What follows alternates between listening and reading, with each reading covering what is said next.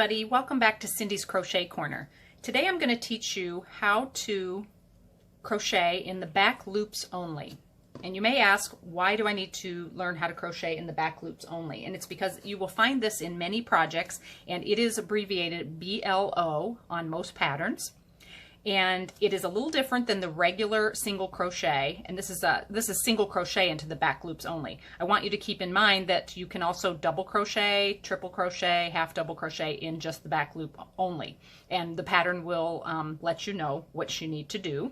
But for this tutorial, I'm demonstrating the single crochet in the back loops only.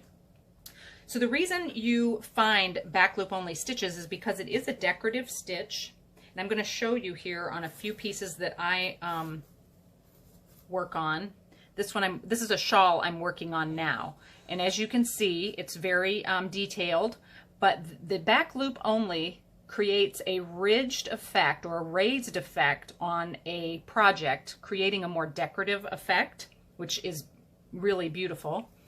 It's also used, it's used a lot to create ribbing on hats. This is a hat that I made on hats, gloves, mittens, because it creates this ribbing effect, and it has some stretch to it, so it will stretch if you're putting a hat on over your head or putting gloves on over your hands.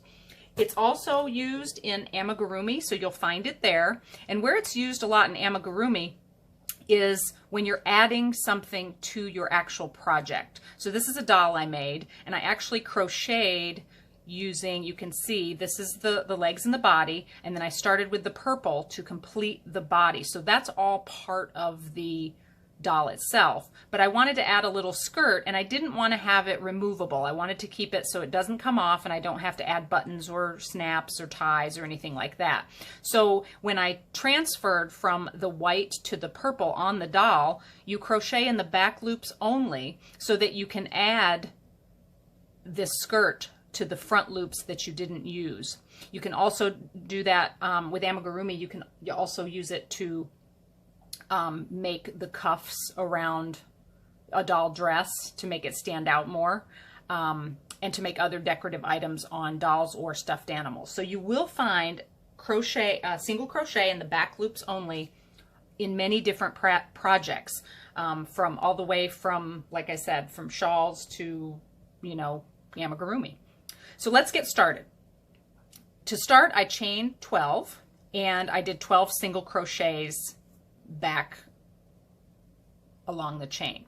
If you do not know how to do a chain stitch or single crochet, I did tutorials on both of those stitches, and I will link them somewhere in the video. You can check those out. You will need to know how to do a chain stitch and how to do the basic single crochet stitch before you learn this stitch. So if you don't know how to do that, check out those videos and then come back and see us. So to start with, I have my regular single crochets, and if you recall in the other tutorials, I told you when you crochet a single crochet, you go through the top loops, the top 2 loops. There's 2 loops on the top there. You go through both of them on a regular single crochet. The only difference between a back loop single crochet and a regular single crochet is which loops you go through. With the back loop single crochet, you're going to go through this back loop, and the back loop is the loop that's furthest from you. So the front loop is this loop here, it's closest to you, and this is considered the back loop. So you're going to insert your hook into the back loop only, pull up a loop just like you would on a regular single crochet, yarn over, pull through 2. So you just complete your single crochet. So you're doing the exact same stitch, it's still a single crochet. The only difference is you're doing it in the back loops instead of both loops. So let's see that again. Go through the back loop, grab up a loop, pull it through, yarn over, and complete your single crochet. So do that all the way to the end, and then you'll see that it creates a raised edge on your fabric. So instead of being flat like a regular single crochet, it's going to create a decorative effect. And like I said in one of my other tutorials, the basic stitches are all that you need to get started learning how to crochet, because most of the decorative stitches are just putting the basic stitches in a different way. So as you see, that created a raised effect on my fabric. And then you chain one and turn, and then you do the same thing back again. You just go through the back loops only, all the way to the end, and I'll go ahead and take this all the way to the end and show you the ridges that it creates on both sides.